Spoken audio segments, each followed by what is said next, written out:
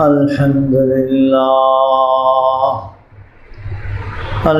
لله وكفى وسلام على عباده الذين اصطفى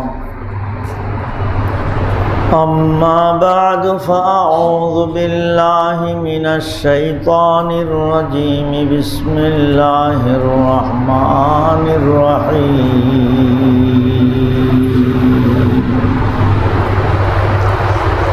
وما أرسلناك إلا كافة للناس بشيرا ونذيرا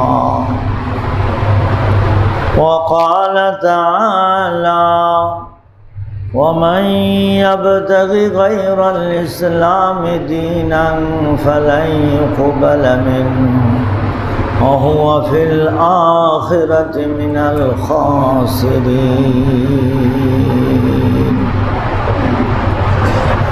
وقال تعالى ولا تسبوا الذين يدعون من دون الله فيسبوا الله عدوا بغير علم وقال رضينا بالله ربا وبالإسلام دينا وبمحمد صلى الله عليه وسلم رسولا وقال رضينا قسمة الجبار فينا لنا العلم وللأعداء معلوم মোহতারাম সামিঈন, আজকে এই পবিত্র জুমায় আপনাদের সামনে কোরআনে পাকের বিভিন্ন জায়গা থেকে কয়েকখানা আয়াত তেলাওয়াত করেছি। এর সাথে দুইজন সাহাবী ওমর ইবনুল খাত্তাব, আলী ইবনুল মুরতাজা, এনাদের দুইজনের দুটো কথা পড়ে শুনেছি। লম্বা চওড়া কোনো আলোচনা সম্ভব না। এই আয়াতগুলির তরজমা করলেই আশা করি আমি যা বোঝাতে চাচ্ছি মনে মনে যা এরাদা করছি, আশা করি বুঝতে পারবেন ইনশাআল্লাহ। মাসটা চলছে, গত সপ্তাহে বলছেন রবিউল আউয়াল মাস। রবিউল আউয়াল মাস আজকে 12 তারিখ। নবী করিম সাল্লাল্লাহু আলাইহি সাল্লামের আগমনের মাস, এ কথা নিশ্চিত। তারিখ নিয়ে মতানৈক্য থাকলে থাকতে পারে। নবী আলাইহিস সালামের হিজরতের মাস, এটা নিশ্চিত। নবী আলাইহিস সালাম দুনিয়া থেকে বিদায় নেওয়ার মাস, এ কথাও নিশ্চিত। বাকি তারিখ এটা কি না, এটা নিয়ে মতানৈক্য হওয়ার যে কারণ আমি গত বছর আপনাদেরকে বলেছিলাম, এটা আল্লাহ পাক এই উম্মতকে হয়তো ভুলায় দিছেন নিশ্চয়ই কোনো হিকমতের কারণে। কিছু মানুষ জন্ম তারিখ নিয়ে বাড়াবাড়ি করবে, কিছু মানুষ মৃত্যু তারিখ নিয়ে বাড়াবাড়ি করবে। যখন এটা নিয়ে একটু মতানৈক্য আর ভুল ভ্রান্তি হবে, তখন আর এটা নিয়ে এত মাতামাতি, এত বাড়াবাড়ি হবে না। আল্লাহ পাক সেই কারণে হয়তো এটা করছেন। এবং গত বছর এটি নিয়ে দীর্ঘ 2 জুমা আলোচনা করেছিলাম। কোরআনে পাক থেকে একটা মিসাল বলেছিলাম যে আল্লাহ পাক মাঝে মাঝে এরকম কিছু জিনিস ভুলায় দেন, তার কথা কোরআন এবং সহিহ হাদিস, বুখারী মুসলিম সহ বহু হাদিসে তার প্রমাণ আছে। তার একটা মিসাল বলেছিলাম, আপনাদের মনে থাকার কথা। নবী করিম সাল্লাল্লাহু আলাইহি ওয়াসাল্লামের জীবনের প্রত্যেকটা দিন তো ঐতিহাসিক বটে, কিন্তু হুদায়বিয়ার সন্ধি, হুদায়বিয়ার ময়দানে ৬ষ্ঠ হিজরিতে ১৪০০ বা ১৫০০ সাহাবায়ে কেরাম যে আল্লাহর নবীর হাতে এক গাছের নিচে বসে বায়াত গ্রহণ করেছিলেন, এই বায়াতটা বড় তাৎপর্যপূর্ণ বায়াত। যে বায়াতের কথা আল্লাহ রাব্বুল আলামিন কোরআনে পাকে উল্লেখ করেছেন, গাছটার নাম নেই, কিন্তু বলছেন তাহাতা শাজারা, বৃক্ষের নিচে। এখন সেই বৃক্ষটা কি ছিল? কোনো কোনো বর্ণনাতে পাওয়া যায় বাবলা বৃক্ষ ছিল। আমাদের দেশে বাবলা গাছ চেনেন তো আপনারা? লম্বা লম্বা কাটা হয়, ছোট ছোট পাতা হয়, বাবলা গাছ ছিল। মরুভূমির ভিতরে এক বাবলা গাছ ছাড়া এমন কোনো গাছ খুব একটা বেশি ভালো জন্মে না। বাবলা গাছের নিচে বসে আল্লাহর নবী বায়াত গ্রহণ করেছিলেন। পরবর্তী বছর সাহাবায়ে কেরাম যখন উমরাতুল কাজা, উমরা পুরা করতে গিয়েছিলেন, ও বছর তো মক্কায় ঢুকতে দিল না, পরের বছর ঢুকবেন। তো ঐতিহাসিক তারিখ, ঐতিহাসিক বিষয়, এই ঐতিহাসিক গাছ, সেই গাছটা কোনটা চিহ্নিত করার জন্য বহু সাহাবায়ে কেরাম গেলেন, চেষ্টা করলেন, কিন্তু ওই গাছ আর নির্ণয় করতে পারলেন না, নির্দিষ্ট করতে পারলেন না কোনটা। বলেন না পারার কারণ কি? সাহাবায়ে কেরামের স্মৃতিশক্তির অভাব। সাহাবায়ে কেরামের স্মৃতিশক্তি কেমন ছিল শুনলে আপনাদের বিশ্বাস করতে কষ্ট হবে। এক কবি কবিতা পড়ছেন, নিজে বানায় আনছেন। কবিতা প্রতিযোগিতা হতো সে সময়, সেকালে কবিতা বানায় আনছেন, 1 লাইন 2 লাইন না 100 লাইন কবিতা বানায় আনছেন। মঞ্চে উঠে কবিতা পড়ে শোনালেন, বললেন যে এই কবিতাগুলি এমন যে আজকে রাত্রেই আমি লিখেছি, এই কবিতা আমার স্ত্রীও জানে না, দুনিয়ার কোনো মানুষ জানার কথা না, জানে না, আমার এই কবিতা কেউ বলতে পারবে না। একজন দাঁড়ায় বলে যে আমি বলতে পারবো। তাকে সুযোগ দেওয়া হলে মঞ্চে আসলো, শুরুর থেকে নিয়ে পুরাটা শেষ পর্যন্ত শোনায় দিল। ওখানে আরবি ঐতিহাসিক শব্দ লেখেন, বেলা শাতাতিন ওয়ালা ফাসমাহুম বেলা শাতাতিন ওয়ালা ওয়াকাসিন। কোনো রকম পরিবর্ধন কম বেশি করা, আগে পিছে করা ছাড়া যেভাবে 100 লাইন কবিতা, এই কবিতার লেখক যেভাবে শোনালেন, উনি মুখস্থ ঠিক ওইভাবেই শোনায় দিলেন। সাহাবায়ে কেরামের স্মৃতিশক্তি সম্পর্কে ওয়াহশী রাদিয়াল্লাহু আনহুকে চেনেন না কে? সবাই চেনেন, হামজা রাদিয়াল্লাহু আনহুর হত্যাকারী। ওয়াহশী ছোটবেলায় এক ছেলেকে দেখেছিল, কাপড়ের ভিতরে মোড়ানো, শুধু পাটা বের করা ছিল। 40 বছর যখন ওই ছেলের বয়স, তখন ওই ছেলে যুবক, ওয়াহশী বৃদ্ধ। ওয়াহশীর সামনে গিয়ে হাজির, মাথায় পাগড়ি, মুখ বাঁধা, লম্বা সফর করে গেছেন। জিজ্ঞাসা করছেন, হযরত আমাকে চাচা যান, আপনি আমাকে চেনেন কি? বলে তোমাকে চিনি তো না, তবে তোমার যে দুটো পা দেখতে পাচ্ছি, ও পা দুটো মনে হয় আমি 40 বছর আগে অমুকের বাড়িতে ছিলাম, ওই বাড়িতে একটা ছেলে হয়েছিল, ওই ছেলেটার পা বের করা দেখছিলাম তার মায়ের কোলে, তার মায়ের কোল থেকে আমি কোলে নিয়েছিলাম। তো ওই ছেলেটার যে দুটো পা ছিল 40 বছর আগে, ওই পায়ের সঙ্গে তোমার এই পায়ের মিল দেখা যাইতেছে। ওয়াহশী তখন চেহারা খুলে বলে যে সেই লোকটাকে, যার বাড়িতে আপনি ছিলেন, সেই লোকটাকে নাম বলছে। ওয়াহশীর এই লোকের, এই যুবকের আব্বার নাম। যে ছেলেটা জন্মগ্রহণ করে সেই ছেলের নাম কি ছিল? বলে তার নাম রাখেছিল তার মা এই নাম। বলে আমি মনে হয় তাহলে সেই ছেলে।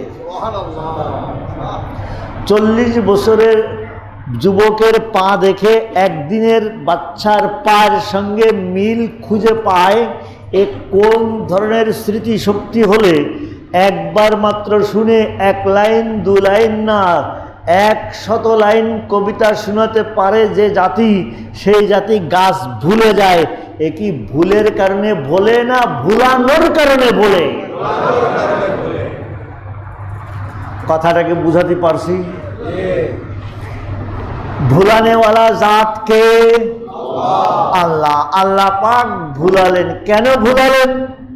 তার বিভিন্ন কারণ আছে। ওই গাছ ভুলায় দিয়েছেন কেন সেটা বলি। গাছ ভুলায় দিয়েছেন এই জন্য, আপনারা জানেন বিভিন্ন পীরের মাজারে দেখছেন যে বিভিন্ন গাছ থাকে, বা পীরের মাজারের রেলিংয়ের সঙ্গে বহুত সুতা আর তাবিজ ঝুলানো থাকে, দেখছেন কি দেখেন নেই? আমাদের দেশেও আছে, হিন্দুস্তানেও আছে। হিন্দুস্তানে কোনো গাছ তো মাশাআল্লাহ এত রশিদাতে ঝুলছে যে গাছের অস্তিত্ব খুঁজে পাওয়া মুশকিল।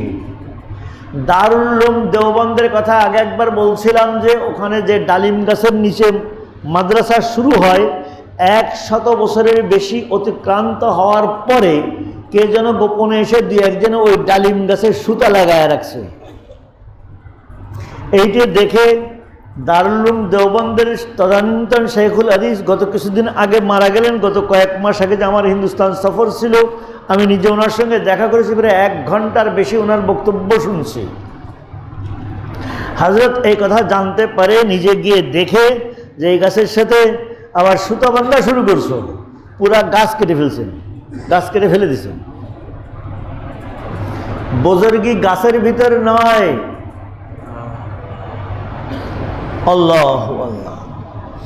গাছ ভুলা দেওয়ার পেছনে কি কারণ? ওখানে যে সুতা বাঁধবে, কোনো এক সময় ওই গাছকে সেজদা করবে, কোনো এক সময় ওই গাছের পাতা বেটে পানি খাবে, কোনো এক সময় ওই গাছের শিকড় তুলে তুলে ওর দ্বারা কি করবে? ঔষধ বানায় খাবে মনে করবে। আল্লাহ পাক এটা চাননি। সেজন্য উম্মতকে শিরিক থেকে বাঁচানোর জন্য আল্লাহ রাব্বুল আলামিন ওই গাছের অস্তিত্ব সাহাবায়ে কেরামের দৃষ্টি থেকে কি করে দিয়েছেন? সরায় দিয়েছেন।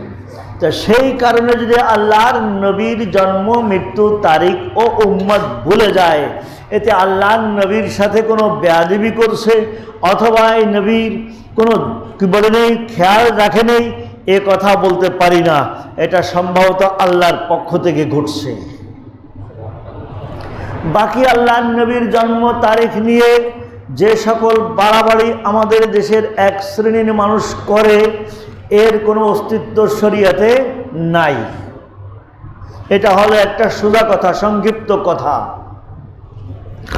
মূল আলোচনা যদিও আমার এটা না, যদিও আজকে এটার বিষয়টা একটু সাধারণ একটু বলে দিচ্ছি যে একেবারে যেন বিষয়টা শূন্য না হয়ে যায়। যে আল্লাহর নবীর প্রেম ভালোবাসা, সাহাবায়ে কেরাম আল্লাহর নবীর জন্মদিন পালন করে, মৃত্যুদিন পালন করে, হিজরতের দিন পালন করে, নবুয়ত প্রাপ্তির দিন পালন করে সাহাবায়ে কেরাম রাদিয়াল্লাহু আনহুম ওয়া রাদু আনহু হননি। সাহাবায়ে কেরাম আল্লাহর সন্তুষ্টির যে আয়াত সার্টিফিকেট আল্লাহ নাযিল করলেন কোরআনে পাকে, রাদিয়াল্লাহু আনহুম ওয়া রাদু আনহু, এটা একটা বড় সার্টিফিকেট কিনা? মহা সার্টিফিকেট। এই সার্টিফিকেট অর্জন করলেন সাহাবায়ে কেরাম কিসের মাধ্যমে? আল্লাহর নবীর জন্মদিন পালন করার মাধ্যমে। আমি এও বলছিলাম আল্লাহর নবীর জন্মদিন পালনকারী আবু লাহাব, আর আল্লাহর নবীর ইতাআতকারী অনুসরণকারী হলেন হযরত আবু বকর সিদ্দিক। 1 নম্বর আবু বকর সিদ্দিক। এখন আপনার আমার জান্নাত কি আবু লাহাবের সঙ্গে হবে না আবু বকরের সঙ্গে হতে চাই? আবু বকর রাদিয়াল্লাহু আনহুর সঙ্গে যদি হতে চাই, তাহলে আবু বকরের জীবন আদর্শ জানতে হবে এবং তাই মানতে হবে, সেইভাবে চলতে হবে, তাহলেই আবু বকরের কাতারে ওঠা যাবে, অন্যথায় নয়। আসুন যে আজ যে বিষয় নিয়ে আলোচনা করতে চাচ্ছি তা হলো বর্তমান প্রেক্ষাপট। আল্লাহ মাফ করেন, আল্লাহর নবীর সঙ্গে এই মহান নবী, যে নবীর সম্পর্কে আল্লাহ কোরআনে বলেন ইন্নাকা লাআলা খুলুকিন আযীম, আপনি মহান চরিত্রবান। আরেক জায়গায় বলেন ওয়ারাফানা লাকা যিকরাক, আপনার আলোচনাকে আমি সমুন্নত করেছি। এই সকল যে নবীর সম্পর্কে আল্লাহ বলেন, সেই নবীর সঙ্গে যদি কেউ ধৃষ্টতা পোষণ করে, অন্যায় আচরণ করে, তার কি শাস্তি, বিধান কি, শরিয়াত কি বলে, মানবতা কি বলে, দুনিয়ার জ্ঞান আর বিবেক কি বলে, এই সম্পর্কে সামান্য সময় আলোকপাত করব। আল্লাহ পাক আমাদেরকে বলার ও বোঝার, যথাযথভাবে আমল করার তৌফিক দান করে। আমিন। কোরআনে পাকের এক আয়াতে বলেন ওমা আরসালনাকা ইল্লা কাফাতাল লিন্নাস, আপনাকে আমি বশীর ও নজির, পুরো আয়াতের তর্জমা করব না, এটুক বলি শুধু, আপনাকে আমি সুসংবাদদাতা এবং ভীতি প্রদর্শনকারী রূপে এই দুনিয়াতে পাঠিয়েছি। আল্লাহ পাক আল্লাহ নবী সম্পর্কে বললেন। আরেক জায়গায় আল্লাহ পাক বলেন উম্মতকে, দুনিয়ার মানুষকে, আমান ইয়াবতাগি গায়রাল ইসলামি দীনা ফালা ইউকবালা মিনহু ওয়া হুয়া ফিল আখিরাতি মিনাল খাসিরিন, যে ব্যক্তি, যে সম্প্রদায়, যে জাতি ইসলাম ছাড়া অন্য যে কোনো ধর্ম তালাশ করবে, সে কিয়ামতের দিনে ক্ষতিগ্রস্ত হবে। তার কাছ থেকে ওই দিন গ্রহণ করা হবে না, ওই ধর্ম গ্রহণ করা হবে না। এই আয়াত দ্বারা স্পষ্ট বোঝা গেছে যে কোরআনে পাক নাজিল হওয়ার পরে, আমাদের নবী আসার পরে পূর্ববর্তী সকল দিন মনসুখ রহিত হয়ে গেছে। এ কথা কোরআনে পাকে আরো এক জায়গায় আছে, আলেমে আরওয়াহের ঘটনা। আপনাকে আমাকে সকলকে একত্রিত করে আল্লাহ পাক এক ওয়াদা নিয়েছিলেন, নবীদেরকে পৃথক করে বসিয়ে নবীদের থেকে আরেক ওয়াদা নিয়েছিলেন। আমার আপনার থেকে ওয়াদা নিয়েছিলেন আলাস্তু বিরাব্বিকুম, আমি কি তোমাদের প্রভু নই? জবাব দিয়েছিলাম বালা, হ্যাঁ প্রভু, আপনি আমাদের প্রভু। এখান থেকে আম্বিয়া কেরামকে পৃথক করলেন, সকল আম্বিয়া কেরামকে এক পাশে বসালেন, মহানবী মুহাম্মদ রাসূলুল্লাহ সাল্লাল্লাহু আলাইহি ওয়াসাল্লামকে আরেক পাশে বসালেন। আম্বিয়া কেরামকে জিজ্ঞাসা করলেন, হে আমার নবীগণ, তোমরা দুনিয়ায় থাকা অবস্থায়, যার যার নবুয়তের উপরে সুপ্রতিষ্ঠিত থাকা অবস্থায় যদি আমার এই নবী আগমন করে, তাহলে কি তোমরা তোমাদের নবুয়তের উপরে সুপ্রতিষ্ঠিত থাকবে, না আপন আপন নবুয়ত ছেড়ে আমার এই নবীর অনুসরণ করবে? জিজ্ঞাসা করলেন কাকে? আম্বিয়া কেরামকে। কে জিজ্ঞাসা করলেন? আল্লাহ। কার সম্পর্কে জিজ্ঞাসা করলেন? আমাদের নবী সম্পর্কে। কোন জায়গায় বসে? আলেমে আরওয়াহ, রূহ জগতে। কোরআনে পাকের দ্বিতীয় পারার শেষের দিকে এই ঘটনা আসছে। তখন সকল রূহ এক বাক্যে উত্তর দিল যে আল্লাহ, আমরা আমাদের নবুয়ত ছেড়ে এই নবীর নবুয়তকে মেনে নিব। এই ঘটনাও জানেন, আমাদের নবী দুনিয়া আসার পরে হযরত হযরত ওমর রাদিয়াল্লাহু আনহু একদিন তাওরাতের একটা নুসখা, একটা অংশ বিশেষ পেলেন। কিছু ভালো ভালো কথা ওখানে আছে। আল্লাহর নবী মসজিদে নববীতে বসা, উনি আসছেন, আবু বকর সিদ্দিক রাদিয়াল্লাহু আনহু আগের থেকে বসা ছিলেন। উনি এসে বললেন যে নবী আল্লাহ, তাওরাতের কিছু ভিতরে কিছু ভালো ভালো কথাও পাওয়া যায়, আমরা কি এটা গ্রহণ করতে পারি, নিতে পারি?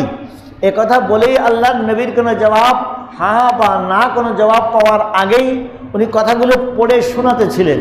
আল্লাহর নবীর চেহারা বিকৃত হতেছিল। তখন আবু বকর সিদ্দিক রাদিয়াল্লাহু আনহুকে আঙ্গুল দিয়ে খোঁচা দিয়ে বললেন যে ওমর, কি করতেছো? তুমি আল্লাহর নবীর চেহারা দেখো না? বলে না, আমি তো নিচের দিকে তাকায় আসছিলাম, বুঝতে পারিনি। সঙ্গে সঙ্গে কেতাব ফেলে দিয়ে আল্লাহর নবীর সামনে এগোয়ে দোজানু হয়ে বসে নামাজের কায়দায় বসে পড়তে লাগলেন বারবার করে, রাদিনা বিল্লাহি রাব্বা ওয়া বিল ইসলামি দীনা ওয়া বি মুহাম্মাদিন সাল্লাল্লাহু আলাইহি ওয়াসাল্লাম রাসূলা ওয়া ইউকাররির। বারবার এই দোয়া পড়তেছিলেন। অর্থ হলো, আমরা আমাদের দিন রাদিনা বিল্লাহি রাব্বা, আল্লাহকে রব হিসেবে পেয়ে আমরা সন্তুষ্ট, কিতাব হিসেবে আল্লাহর কিতাব ইসলামকে দিন হিসেবে পেয়ে আমরা সন্তুষ্ট, মুহাম্মদ আরবি সাল্লাল্লাহু আলাইহি ওয়াসাল্লামকে নবী হিসেবে পেয়ে আমরা সন্তুষ্ট। আর কোনো নবীর দরকার নেই, আর কোনো কিতাবের দরকার নেই, আর কোনো রবের দরকার নেই। এই কথা যখন বারবার বলতে লাগলেন, আল্লাহর নবী শান্ত হলেন। শান্ত হয়ে বললেন, লাউ কানা মূসা হাইয়া লামা ওয়াসিয়াহু ইল্লা ইত্তিবাই। আজ কিতাবের কথা বলছো, এ কিতাব তো বিকৃত, এ কথাটা কি সঠিক আল্লাহর বাণী না এদের পরিবর্তিত কথা, এটা আমিও জানি না, তুমিও জানো না। কিন্তু আজ যদি মূসা আলাইহিস সালাম স্বয়ং জীবিত হতেন, আর তোমরা আমাকে ছেড়ে মূসার পিছে যদি ঘুরতে, তোমরা গোমরাহ হতে। আর মূসা যদি আমার অনুসরণ না করত, তার কোনো উপায় ছিল না আমার অনুসরণ করা ছাড়া। আমাদের নবীর অবস্থানটা বোঝাতে পারছি। এখন তারপরেও অন্য ধর্মকে অবজ্ঞা করা, তাদেরকে গালি করা, গালি দেওয়া, ছোট করা যাবে কি যাবে না? অন্য নবীকে ছোট করা যাবে কি যাবে না? এ সম্পর্কে কোরআনের নির্দেশনা শুনুন। অন্য ধর্মকে গালি দেওয়া, অন্য ধর্মাবলম্বীকে গালি দেওয়া সম্পর্কে আল্লাহ পাক স্পষ্ট বলেন, ওয়ালা তাসুব্বুল্লাযীনা ইয়াদউনা মিন দুনিল্লাহি ফায়াসুব্বুল্লাহা আদওয়াম বিগাইরি ইলম। যারা আল্লাহকে ছাড়া অন্য মাবুদকে ডাকে, তাদেরকে গালি দিও না। তাহলে তারাও তোমাদের উপরে অসন্তুষ্ট, তোমাদের রবের উপরে অসন্তুষ্ট হয়ে সীমা লঙ্ঘন করে তারাও তোমাদের রবকে গালি দিবে। তো তুমি আরেকজন বাতিল মাবুদকে গালি দিয়ে, বাতিল মাবুদের অনুসারীকে গালি দিয়ে কেন তুমি আমি হক মাবুদ আল্লাহকে গালি শোনাবা? কথাটা স্পষ্ট হয়নি? আল্লাহ, শুনলে আশ্চর্য হবেন, অনেকের জানা থাকতে পারে। ওমর রাদিয়াল্লাহু আনহুর জামানায় এক এলাকার এক মুসলিম জওয়ান তীর ছোড়া শিখতে, হাত সই করা শিখতেছিল তীর ছুড়িয়ে। সে জামানার যুদ্ধ জেহাদ কি দিয়ে হতো? সবচেয়ে বড় অস্ত্র কি ছিল? তীর ছিল। তীর ছোড়া শিখতেছে। পাশেই ছিল হিন্দুদের এক, কি বলে ওটাকে, মন্দির। ওই মন্দিরে রাখা ছিল তাদের কি একটা বানায় রাখছে, 10 হাতি 12 হাতি 14 হাতি কি একটা বানায় রাখছে। ওইটা বানাইছে কি দিয়ে? মাটি দিয়ে বানাইছে, যা দিয়ে বানাইছে। তো লাগতে লাগতে ওটা নাকে লেগে গেছে, নাক ভেঙে গেছে। এটা একটা ইতিহাস, এক ইতিহাসের কিতাবে লিখছে এই ঘটনা। তখন এই লোক হিন্দুরা উত্তেজিত হয়েছে, হিন্দু অধ্যুষিত এলাকা, তারা উত্তেজিত হলো, এটার বিচার চাই। বিচার আসছে, বিচার গড়াতে গড়াতে একবারে সর্বশেষ এটা সুপ্রিম কোর্ট, হাইকোর্ট হয়ে একবারে স্বয়ং খলিফা পর্যন্ত বলছে। খলিফার কাছে বিচার আসছে। খলিফা অনুরোধ করে বললেন যে দেখো বেটা, তোমাদের মাহবুব, তোমাদের তো বানানো মাহবুব, ওটার কাছে হাত আছে পা আছে, কিন্তু আমাদের যে মাহবুব, ও তাদের দাবি যে মুসলমানদের মাহবুদের এরকম একটা প্রতিকৃতি আমরা তৈরি করব, তারও নাক ভেঙে দিব। এটা হচ্ছে, তারা আবার যুক্তি দিয়ে পণ্ডিত ছিল, যে তাদের কোরআনে আছে ইন্নাল আনফা বিল আনফি ওয়াল উযনা বিল উযরি ওয়াস সিন্না বিস সিন্নি ওয়াল জুরুহা কিসাস। নাক কেটে দিলে নাক কেটে দেওয়া হবে, কান কেটে দিলে কান কেটে দেওয়া হবে, দাঁত ভেঙে দিলে দাঁত ভেঙে দেওয়া হবে। অনুরূপভাবে হাত কেটে নিলে হাত কেটে নেওয়া হবে। এটা ইসলামের বিধান। তো ঠিক তদ্রূপভাবে তাদের ইসলাম অনুসারে এটার কিসাস আর বদলা আমরা নিব, তাদের মাবুদকেও তৈরি করে তার নাকটা ভেঙে দিব। খলিফাতুল মুসলিমিন, অর্ধ পৃথিবীর খলিফা ওমর ইবনুল খাত্তাব রাদিয়াল্লাহু আনহু শুনে বললেন, বড় শান্ত মেজাজে বললেন, গায়ে হাত বুলায় বললেন যে কথা তো বলছো ঠিক, বিচার এমনই হওয়া উচিত, কিন্তু এখানে একটা সমস্যা আছে। সমস্যা হলো আমাদের মাবুদ যিনি, তিনি তার কোনো আকৃতি নেই।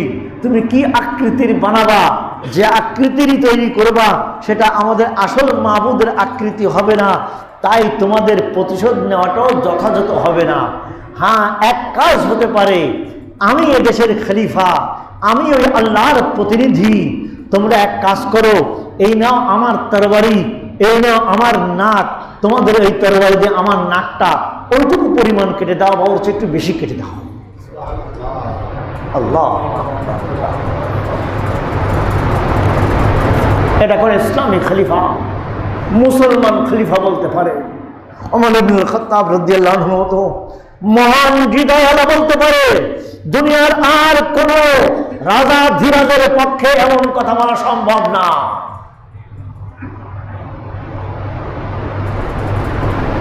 কথা বলতে দেরি আছে।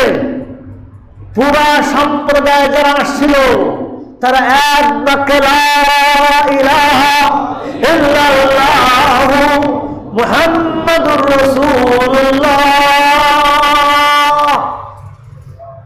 সব মুসলমান হয়ে গেছে।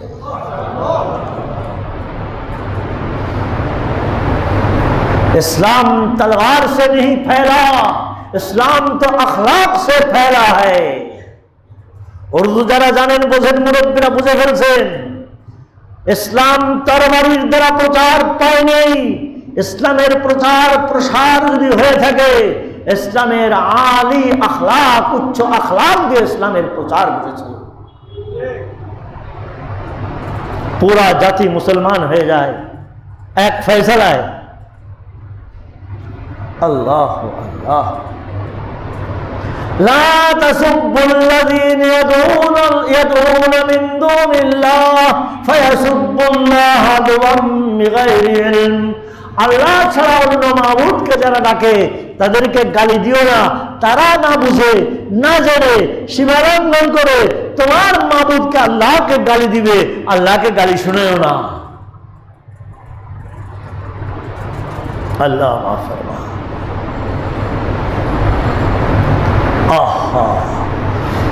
নবীদের সম্পর্কে আল্লাহ কি বলেন? লা নুফাররিকু বাইনা আহাদিন মির রুসুলি, আমরা কোন নবীর মাঝখানে পার্থক্য করি না, সব নবী এক। আগে একদিন আপনাদেরকে ঘটনা শুনেছিলাম, আমেরিকার ঘটনা। এক তাবলিগী ভাই নিজে আমাকে ঘটনা ছিলেন, তিনি শুনেছেন। এক নবদম্পতি গাড়ি চালা যাচ্ছিল, জুমার বয়ান করতেছিলেন এই আয়াতের উপরে ইমাম সাহেব। ওই দেশে ইংরেজিতে বয়ান হচ্ছে যে আমাদের ঈমান মোকাম্মল হবে না যতক্ষণ পর্যন্ত আমরা ঈসা আলাইহিস সালামকে, মূসা আলাইহিস সালামকে, সকল নবীর নবুয়তকে মেনে না নিব, তাদের প্রতি ভালোবাসা, আন্তরিকতা, শ্রদ্ধাবোধ ভিতরে জন্ম না দিব, এতক্ষণ পর্যন্ত আমাদের ঈমান পরিপূর্ণ হবে না। কে বলতেছিলেন? কোন জায়গায়? আমেরিকায়।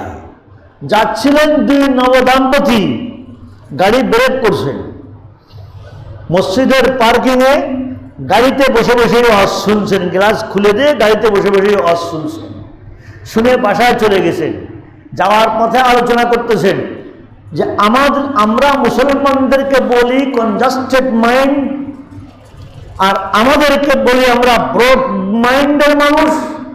আমরা তো যারা ঈসাকে মানি তারা মূসাকে মানি না, যারা মূসাকে মানি তারা ঈসাকে মানি না, যারা মূসা ঈসাকে মানি তারা নবী মুহাম্মদকে মানি না।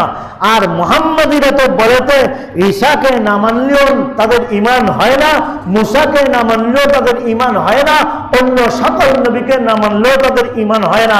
এখন তুমি আর আমি দুইজন বিচার করো, কনজাস্টেড মাইন্ডেড কারা, আমরা না তারা?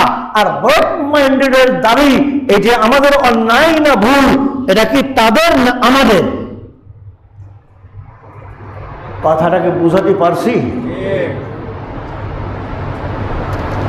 কারা? তারাই সংকীর্ণ মনা। ইসলাম হলো উদার মনা, উদার, যাকে পায় তাকে করে করে নেয়। বিভিন্ন ধর্মে আছে গ্লাসে হাত লাগলে, মুসলমানে হাত লাগলে গ্লাস সহ না পাক। আর ইসলাম বলে কোন হিন্দু তার মুখে যদি নাপাক না থেকে থাকে, শরাব না থেকে থাকে, তার মুখ যদি পাক হয়, সে যদি যে জায়গায় মুখ দিয়ে পানি পান করছে, মুসলমান ওই জায়গায় মুখ দিয়ে পানি পান করতে পারবে, তাতে কোনো অসুবিধা নাই। বাতান আল্লাহ আল্লাহ। তখন নবীর ভিতরে পার্থক্য করাও কি নেই? শরীয়তে অনুমতি নাই। হ্যাঁ, আল্লাহ পাক কোন নবীকে বেশি মর্যাদা দিয়েছেন সেটা ভিন্ন। যেমন আমরা মানুষ হিসেবে সবাই মানুষ, সবার আপন আপন অধিকার আছে, কিন্তু আমাদের ভিতরে পারস্পরিক পদমর্যাদা আছে না নাই? এবং সেই পদমর্যাদার খেয়াল করা উচিত কি উচিত না? আল্লাহ পাক তাও বলে দিয়েছেন, তিলকার রাসূল ফাদ্দালনা বা'দহুম আলা বা'দ। আমার এই রাসূলরা সব এক, তবে কাউকে কাউকে আমি একটু পদমর্যাদা ভিন্ন দিয়েছি, সেটা হলো ভিন্ন কথা। আল্লাহর নবী বলেন, আনজিলুন নাস মানাজিলাহুম আকাল্লিমুন নাস বিকদরি উকুলিহিম। মানুষকে মূল্যায়ন করো তার আপন আপন মর্যাদা অনুসারে। আল্লাহ পাক দুনিয়া একরকম বানাননি কেন? একরকম বানালে কি অসুবিধা বেশি হতো না সুবিধা বেশি হতো? অসুবিধা বেশি হতো। এটা আল্লাহ আরো বেশি ভালো করে জানেন। আপনার আমার বুঝে আসুক চাই না আসুক। এখন আসুন, যদি কেউ নবীর সঙ্গে বেয়াদবি করে, না মানুক, সেটা এক ভিন্ন কথা। নবীর অনুসরণ না করুক, সেটা এক ভিন্ন কথা। একটা মাসলা আমি আপনাদেরকে বারবার বলার চেষ্টা করছি। একটা মানুষ নামাজ পড়ে না, সে কিন্তু কাফের না। আর একটা মানুষ দাড়ি নিয়ে বিদ্রুপ করে, নামাজিও, এই লোকটা সম্পর্কে কি বলবেন? এটা কাফের। ও নামাজ পড়লেও কাফের, ওর কপালে দাগ থাকলেও কাফের। ও আল্লাহর নবীর দাড়ি নিয়ে বিদ্রুপ করছে।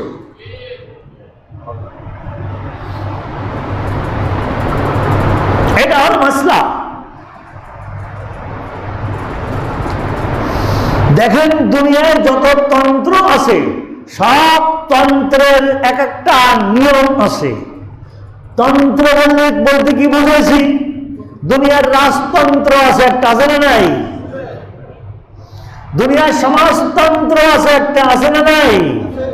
বিশ্বের বহু বড় বড় দেশে, উন্নত দেশে রাজতন্ত্রের নিয়ম আছে, সমাজতন্ত্রের নিয়ম আছে। আরেকটা আছে গণতন্ত্র। তা রাজতন্ত্র আছে, সমাজতন্ত্র আছে, গণতন্ত্র আছে। আল্লাহর রসুলতন্ত্র থাকার কথা কিনা? থাকতে পারে কিনা? চালু আছে না নাই সেটা পরের কথা, কিন্তু থাকা উচিত কিনা বা ইতিহাস কি বলে ছিল কিনা? এদের চেয়ে কম সময় না বেশি সময়? এদের চেয়ে অনেক অনেক গুণ বেশি সময়। শতাব্দীর পর শতাব্দী আল্লাহ আর রসুলতন্ত্র এই দুনিয়ায় চলছে। এর ইতিহাস আছে না নাই? এবং তখনকার শান্তি সমৃদ্ধি এত বড় উন্নত বিশ্বের তুলনায় কম ছিল না বেশি ছিল? কত গুণ বেশি ছিল? অজস্র গুণ বেশি ছিল। মানুষ অধিকার কাকে বলে তারা চিনত। আজ অধিকার কি জিনিস বলা হয় অধিকারের কথা, কিন্তু কাউকে কারো কোনো ন্যায্য অধিকার দেওয়া হয় না, কেউ পায় না। হ্যাঁ, যার যত শক্তি আছে সে তার নিজের অংশটা লুটে নেওয়ার শতভাগ চেষ্টা করে, যতটুকু কামিয়াব হোক বা না হোক। এখন আসেন একাকতন্ত্রের কথা বলি। রাজতন্ত্রে রাষ্ট্রদ্রোহীর শাস্তি কি জানেন কি? মৃত্যুদণ্ড। একজন জানেন, উনি বড় আইনজীবী, সেজন্য উনি জানেন। আর কেউ জানেন না? আপনারা সবাই জানেন। সমাজতন্ত্র রাষ্ট্রদ্রোহীর বিচার কি? সমাজতন্ত্র যে দেশগুলি আছে ওখানে রাষ্ট্রদ্রোহীর বিচার কি? সরাসরি গুলি, কোনো সময় নাই। কোনো সুযোগ দেওয়া হয় না। রাজতন্ত্র যেটা ওখানে একদম হয়ে যায়, অদৃশ্য হয়ে যায়, আর জীবনে লোকালয়ে তাকে দেখা যায় না। কি বিচার হলো তাও জানা যায় না। সমাজতন্ত্রের নিয়ম আমি যা জানি ওই দেশগুলিতে যখন তখন ওই জায়গায় ফায়ার। গণতন্ত্রে বিচারিক আদালতে নেওয়া হয়, সর্বশেষ তাকে ফাঁসির কাস্টে ঝুলানো হয়। এটা চূড়ান্ত সিদ্ধান্ত। দুনিয়ার তিন তন্ত্রের নিয়ম যদি এক হয়, তাহলে আল্লাহর রসুল তন্ত্রের কোন বিদ্রোহী যদি হয়, তার কোন শাস্তি বিধান আল্লাহর রসুলের তন্ত্রে আছে না নাই? এবং সেটা কি? সেটা মৃত্যুদণ্ড। কিন্তু দুনিয়ার ওই তিন মৃত্যুদণ্ড আর এই মৃত্যুদণ্ডের ভিতরে একটু পার্থক্য হলো, তাকে তওবার সুযোগ দেওয়া হয়। এত বড় অপরাধীকে বলা হয়, বেটা এখনো সময় আছে, ঠিক হয়ে যা, যা বলছিস সরি বল, সামনের থেকে সংশোধন হয়ে চল, ভালো হয়ে চল, তাহলে বেঁচে যাবি। আর তা না হলে এই তরবারি তোকে দ্বিখণ্ডিত করে দেওয়া হবে, তাহলে এই ছুরি তোকে ঝুলায় দেওয়া হবে, তাহলে এই গুলি তোকে ফায়ার করে উড়ায় দেওয়া হবে। বিচার তুলনামূলক সহজ কোনটা? বুঝে বললেন না না বুঝে বললেন দুই তিনজনে? বাকিরা সবাই বুঝছেন তো? আমি বুঝাতে যদি সক্ষম হয়ে থাকি তাহলে আমার এইটি সার্থকতা। যদি আমি বুঝাতে পেরে থাকি, আপনারা যদি বুঝে থাকেন, মন দিয়ে আমার কথা শুরু থেকে যদি শেষ পর্যন্ত শুনে থাকেন, তাহলে আমার সার্থকতা মনে করবো এটা, যে আমি বুঝাতে সক্ষম হয়েছি। কিন্তু অনেক শিক্ষিত মানুষ বুঝতে রাজি না। নাউজুবিল্লাহ সুম্মা নাউজুবিল্লাহ। দুনিয়ার এই জঙ্গলি তন্ত্র, রাজতন্ত্র বলেন, সমাজতন্ত্র বলেন, গণতন্ত্র বলেন, আমি এটাকে জঙ্গলি তন্ত্র বললাম। আল্লাহ মাফ করুন আমাকে, বেয়াদবি হলে ক্ষমা চাচ্ছি, আপনাদের কাছে ক্ষমা করবেন। আল্লাহর কানুন হলো শ্রেষ্ঠ কানুন। এই কানুনকে বলা হয় যে আইয়ামে জাহেলিয়াতের কানুন। নাউজুবিল্লাহ। ওই কথা ওইটাই ঘুরে ফিরে এক কথা বলে থাকি যে নকলের গায়ে লেখা নকল হইতে সাবধান। চোর দৌড়ায় আর চিৎকার করে চোর চোর চোর। কি বলেন? এটা আমাদের সমাজের নিত্য নৈমিত্তিক ঘটনা কিনা? আজ আন্তর্জাতিকভাবে এগুলো চলছে। এগুলির দোষ না, এই ছোট ছোট চোরগুলির দোষ না। দোষ কোন জায়গা থেকে? এগুলো আসছে কোন জায়গা থেকে? ওই উপর থেকে আসছে, ওখান থেকে শিখছে, ওই শিক্ষিতরাই শিখাইছে।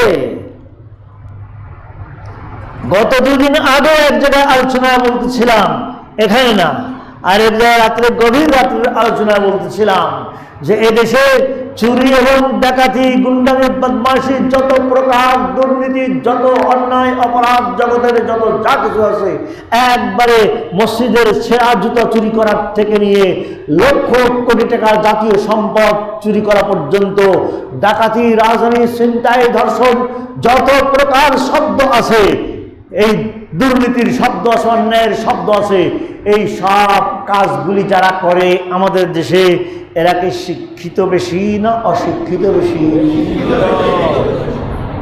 কি বলছেন বুঝিনি বলো তো?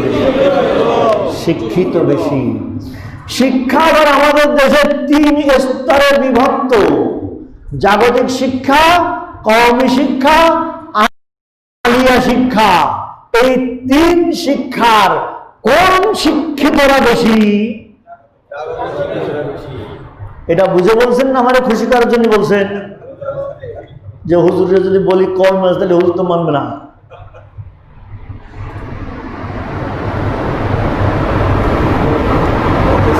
আমি কোন একদিন এই বক্তব্য করে একজন ফুল মন্ত্রী, ওনার উপস্থিতিতে বলেছিলাম যে আপনারা তদন্ত করে দেখেন, স্বাধীনতার এই 50-55 বছরের যে একটা ডাটা আমাদের দেশে থানাগুলিতে রেকর্ড আছে, রেকর্ড নাই তার সংখ্যা তো এর চেয়ে অনেক বেশি। যার রেকর্ড আছে এইটা খুঁজে বের করে তদন্ত করে দেখেন যে শিক্ষিতের সংখ্যা বেশি, জাগতিক শিক্ষায় শিক্ষিতের সংখ্যা বেশি, ধর্মীয় শিক্ষায় শিক্ষিতের সংখ্যা 0,0,0,000।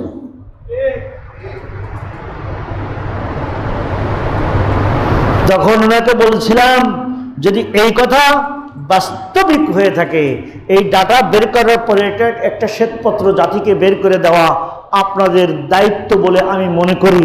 আপনার একটু হুকুম দিলে হয়ে যায়। দেওয়ার পরে চিন্তা করা উচিত শিক্ষানীতির পরিবর্তন কি এই জায়গায় করবেন না ওই জায়গায় করবেন। শিক্ষানীতির পরিবর্তন কি এই জায়গায় করা দরকার না ওই জায়গায় করা দরকার? এই জায়গায় যতটুকু করা দরকার বলছেন যে জ্ঞান বিজ্ঞান ডাক্তারি এটা হওয়া উচিত, এটা কতটুকু সত্য মিথ্যা বা কতটুকু প্রয়োজন হলে কি হবে, উপকারিতা ক্ষতি, এটা হলো পরের কথা। কিন্তু এখানে যে ক্ষতি সাধন হয়ে গেলে তো ক্ষতি হয়ে গেল জাতির। যেখানে লক্ষ্য করি এখানে তো সরকারি কোনো টাকা দেয় নেই, সেই জন্য এটা নিয়ে এত মাথা ঘামানোর মনে হয় প্রয়োজন নেই। যেখানে সরকারের কোটি কোটি টাকা দেওয়া হচ্ছে, প্রাইমারি থেকে নিয়ে ইউনিভার্সিটি পর্যন্ত সরকারের শত কোটি না হাজার হাজার কোটি টাকা বাৎসরিক ব্যয় হচ্ছে কিনা, আর যারা তাদের সেখান থেকে বের হচ্ছে সে যদি ধর্ষক হয়ে বের হয়ে থাকে, সে যদি লম্পট হয়ে বের হয়ে থাকে, সে যদি দুর্নীতিবাজ হয়ে বের হয়ে থাকে, সে যদি আরো কিছু হয়ে বের হয়ে থাকে, তাহলে ওই জায়গার পরিবর্তন করা বেশি দরকার বলে মনে করি। দোস্ত বুজুর্গ, নবী করিম সাল্লাল্লাহু আলাইহি ওয়াসাল্লামের শানে কেউ যদি গুস্তাখি করে, আল্লাহর শানে আল্লাহ সম্পর্কে কেউ যদি গুস্তাখি বেয়াদবি করে, তাহলে তার সম্পর্কে এক কিতাব লিখছেন আজ থেকে আরো প্রায় 1000 বছর পূর্বে ইবনে তাইমিয়া রাহমাতুল্লাহি আলাইহি। কিতাবের নাম হলো আস-সারিমুল মাসলুল আলা শাতিমির রাসূল। আস-সারিমুল মাসলুল আলা শাতিমির রাসূল। সারিমুল মাসলুল এর ধারালো তরবারি কার উপরে?